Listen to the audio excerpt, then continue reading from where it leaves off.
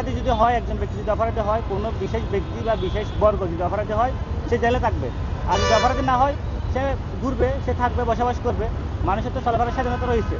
আপনি কিভাবে এটা করতে পারেন যে শহরের মধ্যে নিষিদ্ধ করা যায়? এটা আমরা কোনোভাবে এটা মানি না। এই অপরাধীকে অবিলম্বে গ্রেফতার করতে হবে। এবং আপনি দেখেন এখানে সাইফুল ইসলাম লিমনের নাম আছে, খেলাল আকবর বাবরের নাম আছে, যারা জুলাই গণহত্যার সময় সরাসরি সম্পৃক্ত ছিল। আমরা সচক্ষে দেখেছি এবং আপনারা সাংবাদিকবৃন্দ সেই সমস্ত জিনিস মিডিয়ায় দেখেছেন।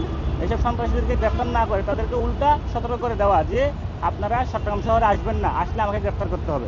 এই ধরনের একটা অপ্রয়োজনীয়, অকার্যকর এবং বরং যেটা এই সন্ত্রাসীদেরকে আরও সতর্ক করে দিবে, এই ধরনের উনি যে বিজ্ঞপ্তিটি দিলেন, আমরা তীব্র নিন্দা জানাই এটা এবং এটা প্রত্যাখ্যান করছি। আমরা দাবি করছি সন্ত্রাসীদেরকে অবিলম্বে গ্রেফতার করতে হবে এবং এটা ভিত্তিহীন। একজন সন্ত্রাসীকে বলা যে তুমি চট্টগ্রামে থাকতে পারবে না, তার মানে কি উনি নোয়াখালী থাকতে পারবে, উনি ফেনী থাকতে পারবে? ব্যাপারটা কেমন হয়ে দাঁড়াইলো এটা?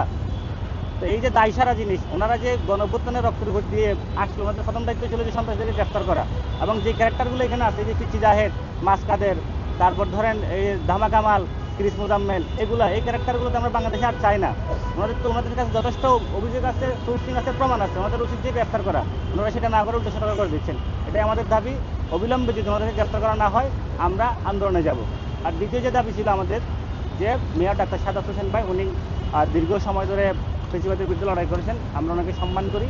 উনি ম্যাজিস্ট্রেটের রায়ে মেয়র হয়েছেন, আমরা চাই উনি জনগণের রায়ে মেয়র হোক। এবং আপনারা দেখেছেন এটা একটা রাজনৈতিক সরকার না, এটা একটা অরাজনৈতিক সরকার, বর্তমান অন্তর্বর্তীকালীন সরকার।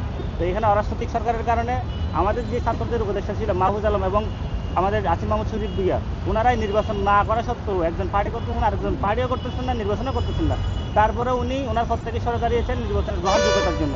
টানা তৃতীয়বার অর্জন করেছে দেশের সেরা সুপার ব্র্যান্ড স্বীকৃতি বসুন্ধরা টিস্যু। আমরা একইভাবে অনুরোধ করবো ডাক্তার সাহেব ভাইকে, এবং এটা আমরা দাবিও করবো যে উনি যাতে পদত্যাগ করেন। 2021 সালের 27 জানুয়ারি চট্টগ্রাম মহানগরে সিটি কর্পোরেশন নির্বাচন হয়। 2026 সালের 27 জানুয়ারি এই 5 বছর মেয়াদ শেষ হবে। আর মাত্র 5-6 দিন আছে, সপ্তাহখানিক আছে। আমরা এটা দাবি তুলছি যে সাদাত ভাইকে অবশ্যই 27 জানুয়ারির মধ্যে পদত্যাগ করতে হবে। উনি যেভাবে, এই যে তারেক রহমান আসছে নির্বাচনী সমাবেশ, এইখানে উনি যেভাবে সমন্বয়কের দায়িত্ব পালন করছেন এবং ওনার পদে থাকা অবস্থায় উনি মেয়র পদে থেকে উনি আবু সুফিয়ানের পক্ষে প্রচারণা চালাচ্ছেন, ধানের শীষের পক্ষে ভোট চাচ্ছেন, এটা আমরা তীব্র নিন্দা জানাই এই জিনিসটার। উনি একটা সপদে বহাল থেকে এই কাজ করতে পারেন না, এটা একটা অরাজনৈতিক সরকার এবং নির্বাচনের নিরপেক্ষ পরিবেশের জন্য ওনাকে অবশ্যই পদত্যাগ করতে হবে।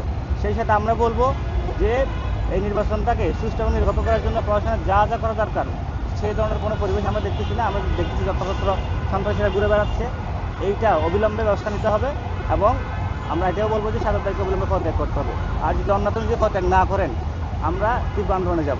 আমরা এটা আমাদের পার্টির পক্ষ থেকে আপনাদেরকে জানিয়ে রাখলাম এবং চট্টগ্রাম মহানগরবাসীকে জানিয়ে রাখলাম।